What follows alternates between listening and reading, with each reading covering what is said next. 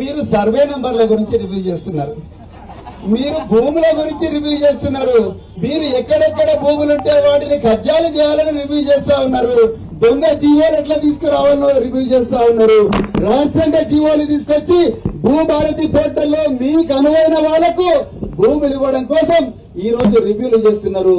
కానీ కేసీఆర్ గారు ఇలాగా ఈ పేద ప్రజలను కాంట్రాక్టర్ గా మార్చే రివ్యూలు మీరు చేయడం లేదు. నిజంగా చేస్తుంటే ఆ జీవో కాపీలు, ఆ మినిట్స్ ఆఫ్ ద మీటింగ్, ఇవన్నీ కూడా దస్త్రాలన్నీ కూడా ఇవాళ ఇందిరా పార్క్ తీసుకొని రండి. మా కేటీఆర్ గారు ఇక్కడ ఉన్నారు. నిజంగా రేవంత్ రెడ్డి గారు ఇంకో మాట అన్నారు, ఇవాళ కేటీఆర్ గారు జడ్జి అంట, ప్రవీణ్ కుమార్ పోలీస్ ఆఫీసర్ అంట, వీళ్ళు నిరుద్యోగులుగా మారి రోడ్ల మీద తిరుగుతున్నారు. నిజంగా కేటీఆర్ గారు జడ్జి అయితే, ప్రవీణ్ కుమార్ పోలీస్ ఆఫీసర్ అయితే, రేవంత్ రెడ్డి మొదటి రోజునే నువ్వు చెల్లపల్లి చెల్లిపోయి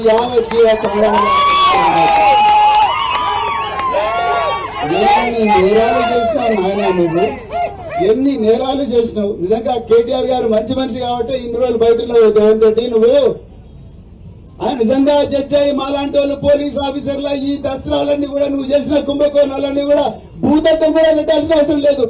ఒంటి కళ్ళతోనే డైరెక్ట్ గా కనిపిస్తున్నాయి నువ్వు చేసిన కుంభకోణాలు. ఒక మైనర్ బాలిక మీద అగాత్యం చేసిన దుర్మార్గుని 9 రోజులు నువ్వు దాచిపెట్టిలో నువ్వెట్లా హోమ్ మినిస్టర్ అవుతావు, నువ్వు ఎట్లా సంక్షేమ శాఖ మంత్రి, సంక్షేమ శాఖ కూడా విద్యాశాఖ కూడా నీ దగ్గరనే పెట్టుకున్నావు. ఇలా ఆ విద్యాశాఖ నుంచి పుట్టిన బిడ్డలే ఇలా రోడ్లకి ఆకలితో అలమటిస్తా ఉన్నారు.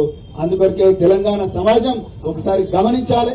అందుకొరకే కేటీఆర్ గారిని ప్రత్యేకంగా నేను మీ అందరి తరఫున ధన్యవాదాలు చెప్తున్నా. చివరి వరకు కూడా ఈ రాబోయే రోజుల్లో ఈ పోరాటాన్ని చివరి వరకు కూడా వారు మన వెంబడే ఉంటారని మళ్ళొక్కసారి మీ అందరికి కూడా ధన్యవాదాలు చెప్తూ